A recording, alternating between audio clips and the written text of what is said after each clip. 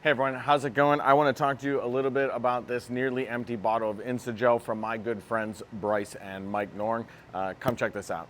Okay, so the first thing I want to talk about with InstaGel is it's not your traditional gel. So it's more of a slip solution. It's designed to be a slip in a sense.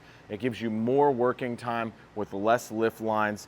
It does tack, but it allows you to kind of work and slide film around and give you a little bit more time. So where have we been using this around the shop? It is mostly empty. I've already asked for more bottles.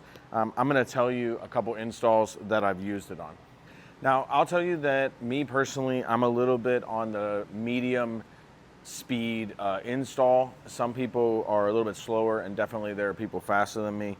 But I think that InstaGel is probably my favorite on more complicated hoods. So I did a Mustang with some hood vents and some various other things 2 days ago, and it was great because I had time to work in the edges. There was no lift lines somehow, despite the fact that I was taking time to fill in all the valleys and cut out the vents. So that was a huge deal.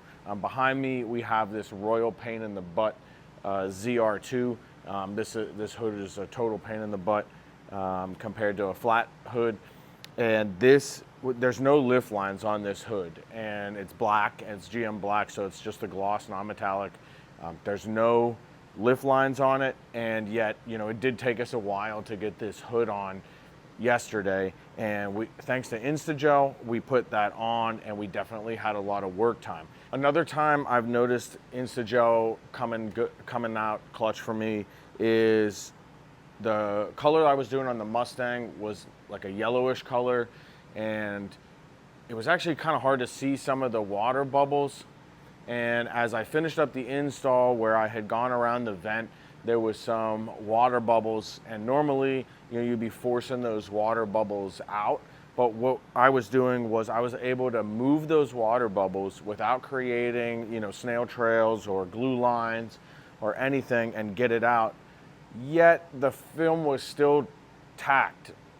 It's hard to explain until you actually put your hands on the InstaGel and you use it more and you kind of get a feel for it. But with InstaGel compared to regular gel, and I was using gel from various different companies, but the way it's different is when you squeegee, say, a valley, the InstaGel does create that sort of suction effect that you get from gel, but I would say that it doesn't tack it in the same way. So if you spray your traditional gel and you squeegee a valley or you squeegee a vent, it kind of sucks it in, and if it stays, it's locked in, and if you have to lift it back up, you have lift lines like crazy.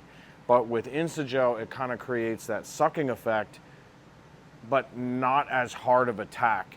And so if you, for some reason, have to lift it back up, some hot water and some more gel underneath, and a very low chance of getting the lift lines compared to other gels that I've used. In the past, when I've used gel, what I have to do is you spray the gel and then you spray the slip on top, and the gel tends to evaporate or dry out fast, but with InstaGel, it absolutely doesn't. It definitely lasts longer. So it's really not your same traditional gel. You can spray it in the crevices of things to keep debris from coming out, just like you would other gel. We've been using this like crazy. I love it, and I'm gonna tell you right now, just because I'm friends with Mike and Bryce, if I thought the product didn't work or didn't work for us here in the shop with our install styles, I absolutely A, wouldn't make this video praising it anyways, and B, I would definitely be reaching out to Mike and Bryce and telling them to change up the formula for us. But for me, this is perfect, and we'll definitely be buying this by the gallon and probably be spraying it on literally every panel that we do to aid in our installs.